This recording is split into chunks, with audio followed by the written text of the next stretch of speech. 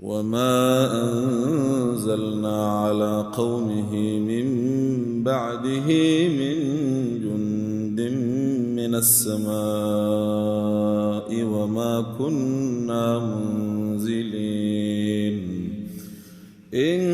كانت إلا صيحة واحدة فإذا هم خامدون يا حسرة على العباد ما يأتيهم من رسول إلا كانوا به يستهزئون ألم يروا كم أهلكنا قبلهم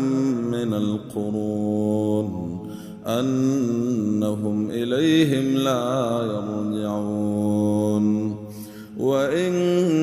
كل لما جميع لدينا محضرون وآية لهم الأرض الميتة أحييناها وأخرجنا منها حبا فمنه يأكلون وجعلنا فيها جنات من نخيل وأعناب وفجرنا فيها من العيون ليأكلوا من ثمره وما عملته أيديهم أفلا يشكرون سبحان الذي خلق الأزواج كلها مما تنبت الأرض ومن أنفسهم ومما لا يعلمون وآية لهم الليل نسلخ منه النهار فإذا هم مظلمون والشمس تجري لمستقر لها ذلك تقدير العزيز العليم والقمر قدرناه منازل حتى عاد كالعرجون القديم لا الشمس ينبغي لها أن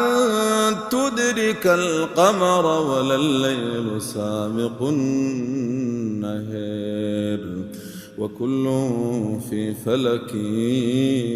يسبحون وآية لهم أنا حملنا ذريتهم في الفلك المشحون وخلقنا لهم من مثله ما يركبون وإن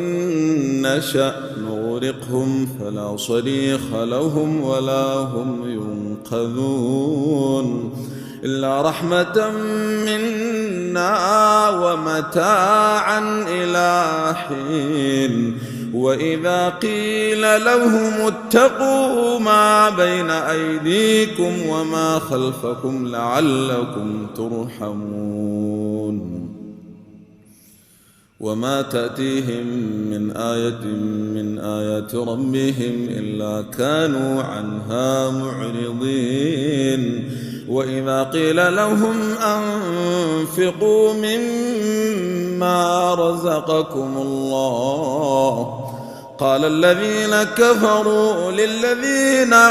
آمنوا أنطعم من لو يشاء الله أطعمه إن أنتم إلا في ضلال مبين ويقولون متى هذا الوعد إن كنتم صادقين ما ينظرون إلا صيحة واحدة تأخذهم وهم يخصمون فلا يستطيعون توصية ولا إلى أهلهم يرجعون ونفخ في الصور فإذا هم من الأجداث إلى ربهم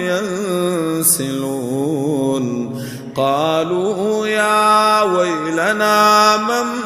بعثنا من مرقدنا هذا ما وعد الرحمن وصدق المرسلون إن كانت إلا صيحة واحدة فإذا هم جميع لدينا محضرون فاليوم لا تظلم نفس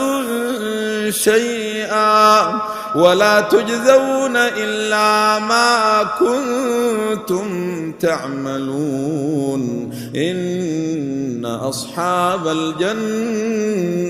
اليوم في شغل فاكهون هم وأزواجهم في ظلال على الأرائك متكئون